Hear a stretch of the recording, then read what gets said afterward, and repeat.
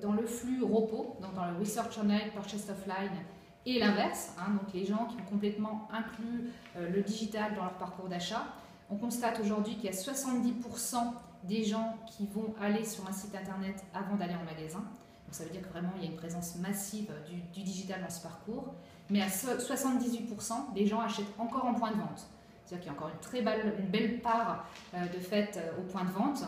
Et le but, c'est bien de pouvoir appréhender et accompagner ce flux de 70% des gens qui vont passer sur Internet avant d'aller en point de vente, même s'il y a 80% des gens qui vont aller acheter en point de vente. Comment, pour une enseigne, je peux optimiser mon drive to store et faire que la conversation se fasse dans mon enseigne physique. Dans le magasin. Alors, on a cité plusieurs outils ce matin pour favoriser en fait la création de trafic en magasin. J'en ai retenu 3, alors est-ce qu'on peut revenir sur les 3? Et c'est vrai que les personnes qui nous écoutent ne seront pas surprises, mais le SMS reste le top. Voilà, le SMS reste le top.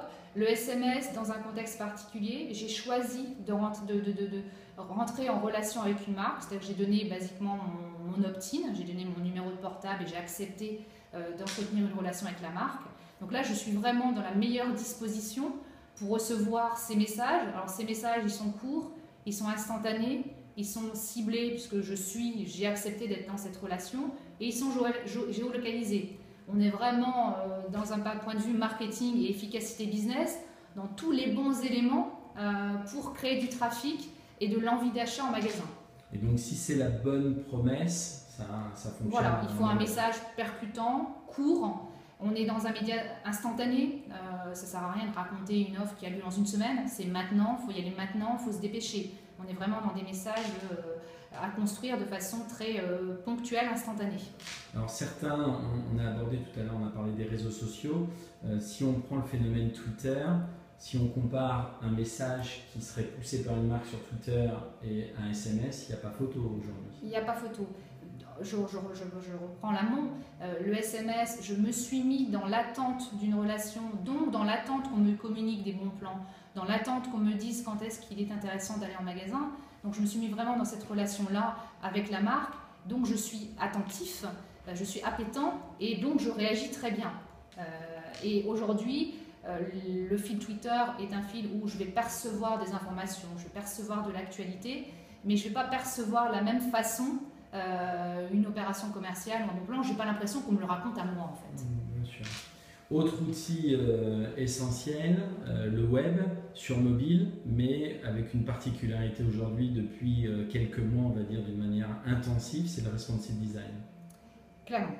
Alors aujourd'hui, le responsive design, on voit depuis à peu près le mois de juin, tous nos appels d'offres, il y a une demande d'être en responsive. Alors il y a une demande d'être en responsive pour les sites, parce qu'on se dit si on fait le job pour le site internet, qu'il soit optimisé tablette et qu'il soit optimisé mobile, c'est dans l'air du temps et aujourd'hui les 70% on ne sait pas par quel device ils regardent le site, donc c'est un point important. Amazon est passé en responsive. Il y a un point maintenant qu'il faut intégrer, c'est les emails.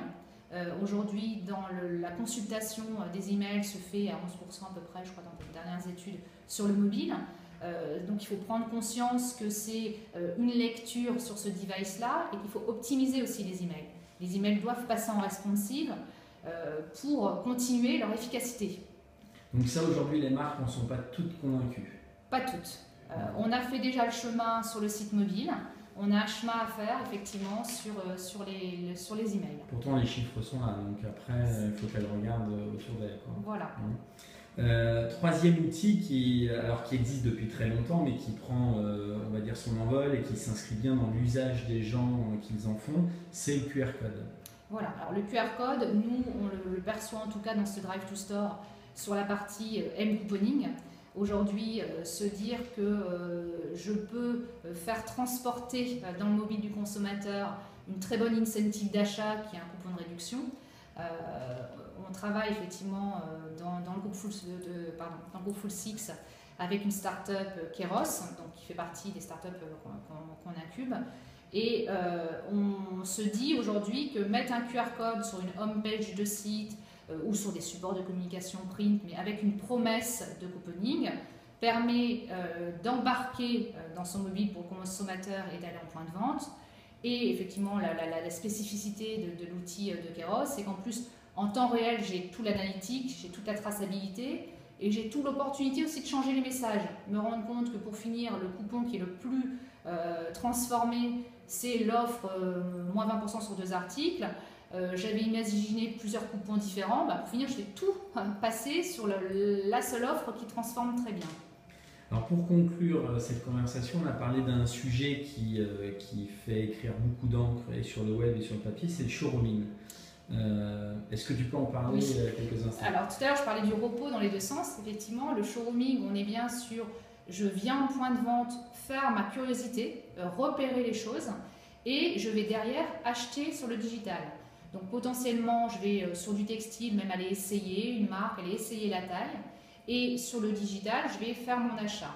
Alors, la crainte des marques, c'est que dès qu'on arrive sur le digital, potentiellement, j'ai une plus grande concurrence facile, donc je peux facilement comparer.